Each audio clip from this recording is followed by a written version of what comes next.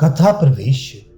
नैमिषारण्य में कुलपति शौनक के 12 वर्षों तक चालू रहने वाले सत्र में उपस्थित महर्षियों के समीप एक दिन लोमहर्षण पुत्र सूतनंदन उग्रशिवा आए।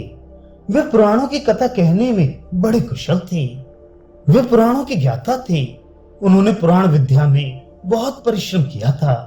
वे नैमिषारण्यवासी महर्षियों से हाथ जोड़कर बोले, पूज्यपाद महर्षिगण, आप लोग क्या सुनना चाहते हैं? मैं किस प्रसंग पर बोलूं? तब ऋषियों ने उनसे कहा, लोमहर्षण कुमार, हम आपको उत्तम प्रसंग बतलाएंगे और कथा प्रसंग प्रारंभ होने पर सुनने की इच्छा रखने वाले हम लोगों के समक्ष आप बहुत सी कथाएं कहेंगे।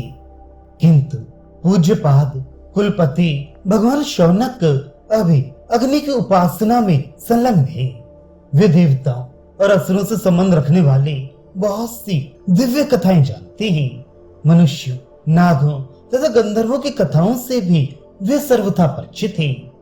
सूतनंदन, वे विद्वान कुलपति विप्रवर शौनक जी भी इस यज्ञ में उपस्थित थे।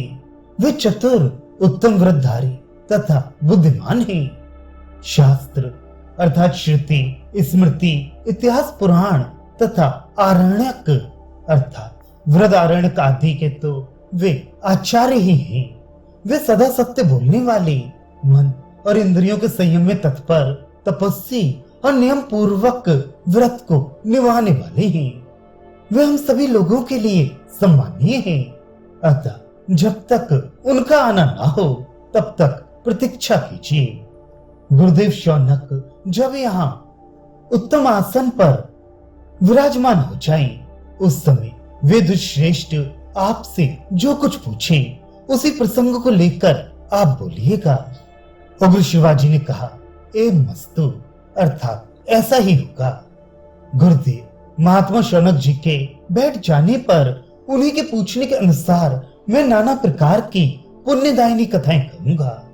तदनंतर विप्र शिरोमणि शौनक जी क्रमशः सब कार्यों का विधि पूर्वक संपादन करके वैदिक स्तुतियों द्वारा देवताओं को और जल की अंजलि द्वारा पितरों को तृप्त करने के पश्चात उस स्थान पर आए जहाँ उत्तम व्रतधारी सिद्ध ब्रह्म ऋषि गण यज्ञ मंडप में सूर्य को आगे विराजमान करके सुखपूर्वक बैठे थे।